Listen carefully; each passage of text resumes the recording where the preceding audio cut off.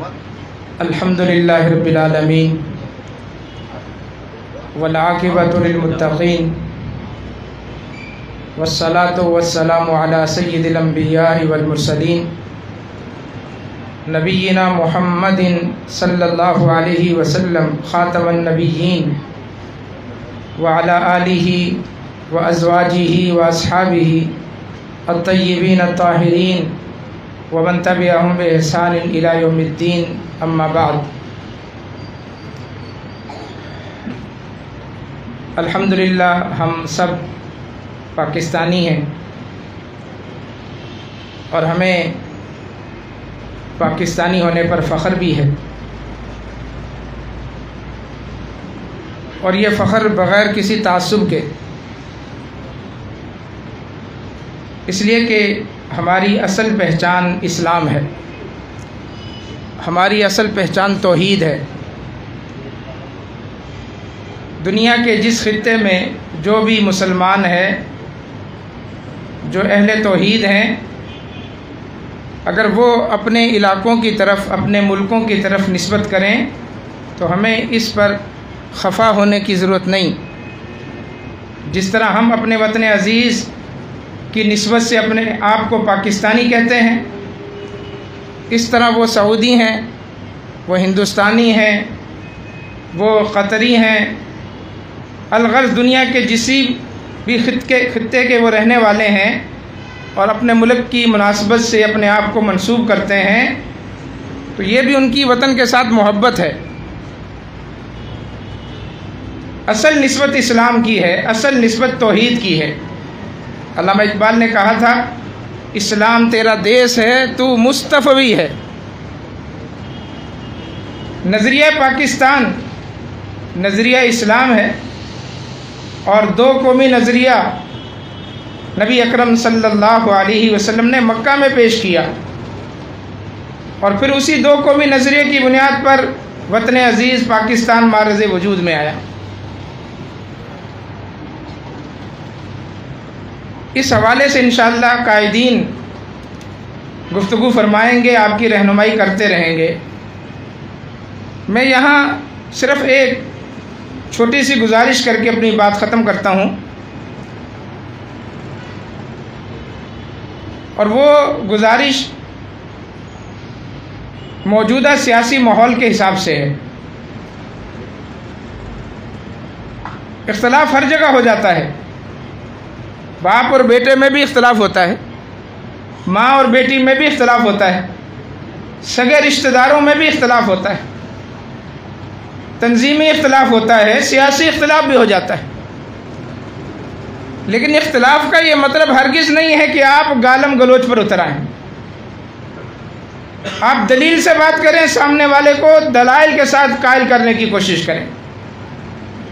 یاد رکھیں کہ گالی وہ دیتا ہے جو کھوکھلا ہوتا ہے، جس کے پاس دلیل نام کی کوئی چیز نہیں ہوتی، بے وزن بے حیثیت آدمی وہ گالی دیتا ہے، وہ بد تہذیبی کرتا ہے، وہ بد اخلاقی کرتا ہے۔ ہم بحیثیت مسلمان، بحیثیت اہل الحدیث، ہمارا قطعاً یہ شعار اور شیوا نہیں ہونا چاہیے کہ ہم کسی بھی پلیٹ فارم پر گالی دیں، ہمارے منہ سے گالی نکلنی نہیں چاہیے۔ ہم کون ہیں؟ ہم اہل النبی ہیں، ہم اہل الحدیث ہیں، ہم اہل التوحید ہیں، اہل القرآن ہیں۔ ہماری زبان سے گالی اور اہل الحدیث کی زبان سے گالی، لیکن افسوس سوشل میڈیا بھرا پڑا ہے، اہل حدیث گالیاں دے رہے ہیں سیاسی اختلاف کی بنیاد پر، علماء گالیاں دے رہے ہیں سیاسی اختلاف کی بنیاد پر، حالانکہ سب کو پتا ہے کہ گالی کبیرہ گناہ ہے، کبیرہ گناہ۔ رسول اللہ صلی اللہ علیہ وسلم کی حدیث ہے، سباب المسلم فسوق وقتالہ کفر۔ محدثین نے اس کا ترجمہ کیا ہے کہ گالی دینا کبیرہ گناہ ہے، مسلمان کو گالی دینا کبیرہ گناہ ہے، اس سے لڑنا کفر ہے۔ رسول اللہ صلی اللہ علیہ وسلم نے خود یہ بات ارشاد فرمائی، فرمایا من الکبائر شتم الرجل ابی، یہ کبیرہ گناہ ہے کہ انسان اپنے باپ کو گالی دے۔ صحابہ نے حیران ہو کر کہا اللہ کے نبی ایسا بھی کوئی بدبخت ہو سکتا ہے جو اپنے باپ کو گالی دے؟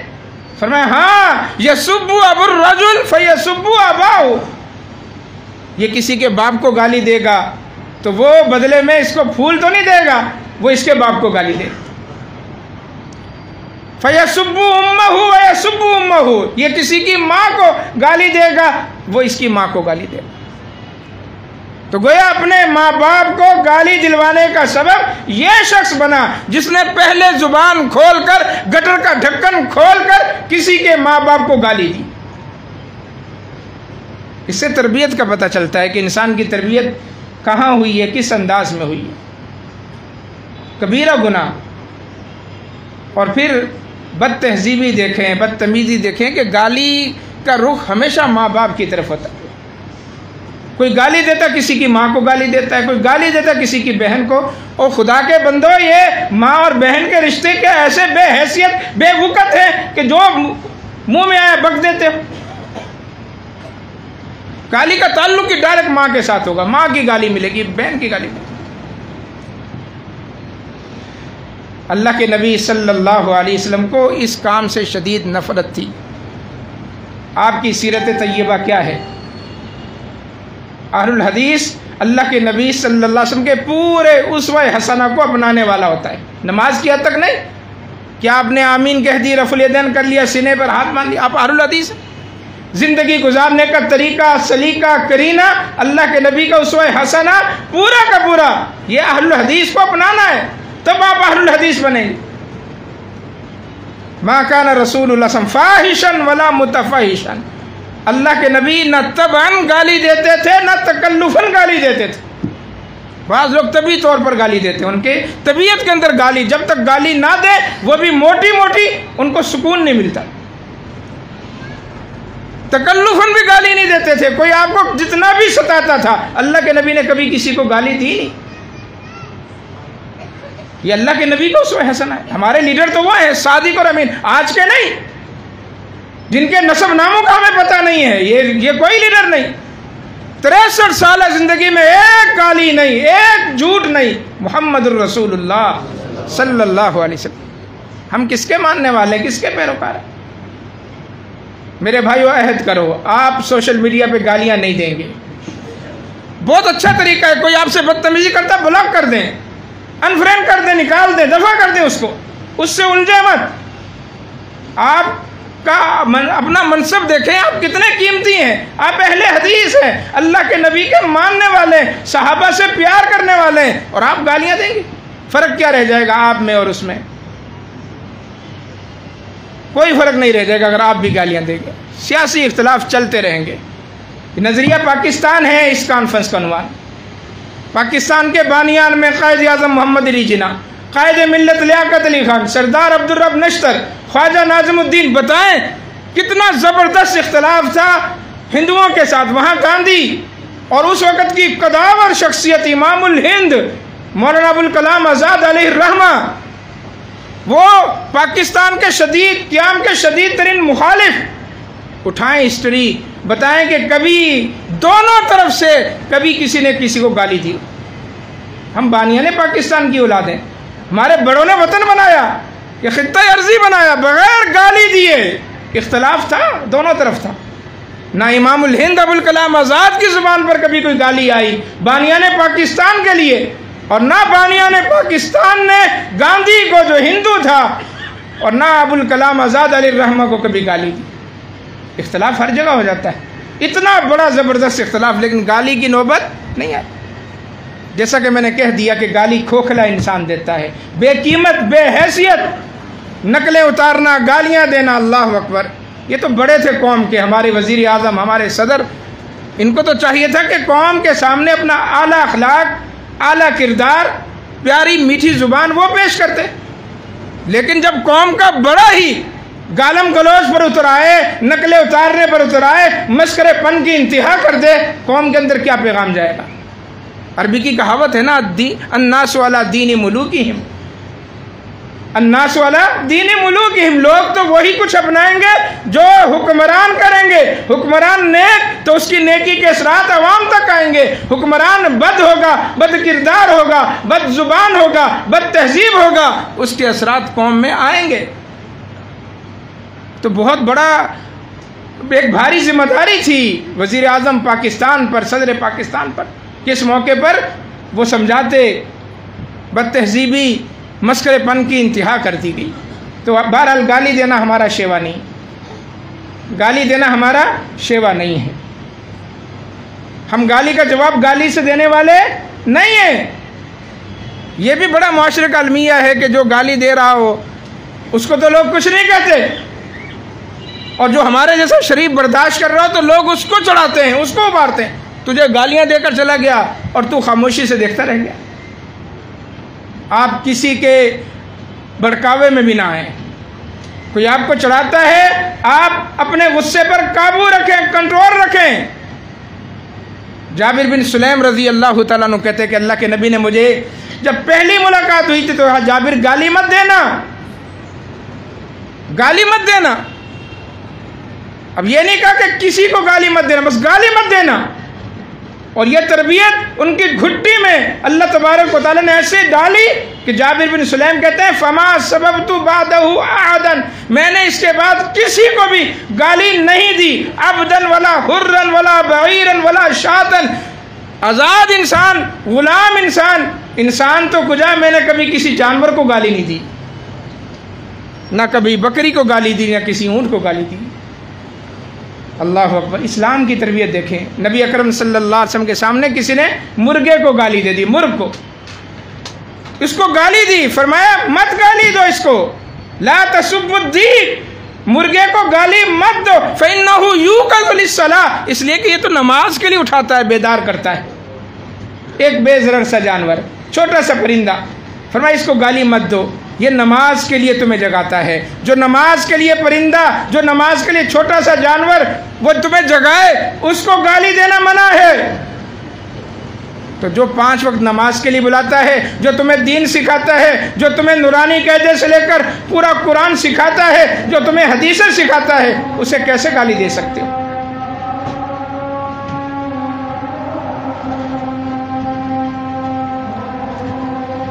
اللہ اللہ۔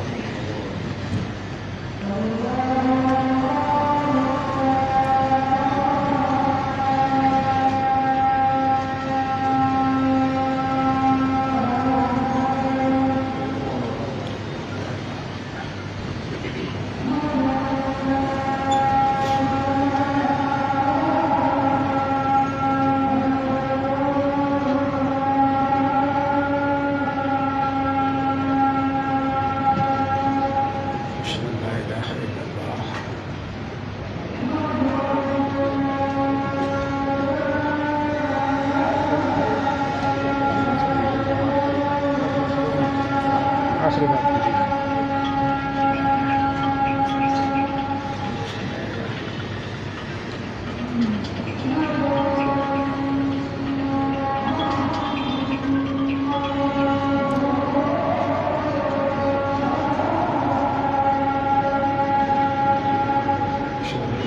رسول اللہ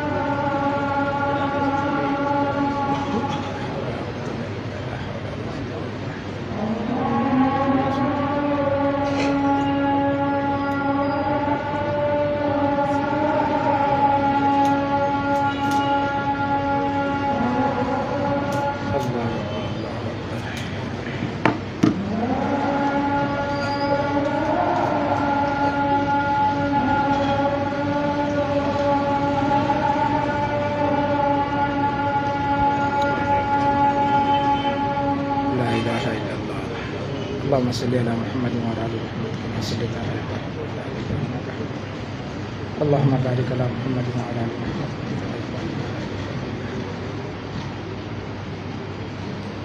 آخری 2 منٹ یا 3 منٹ کی بات ہے.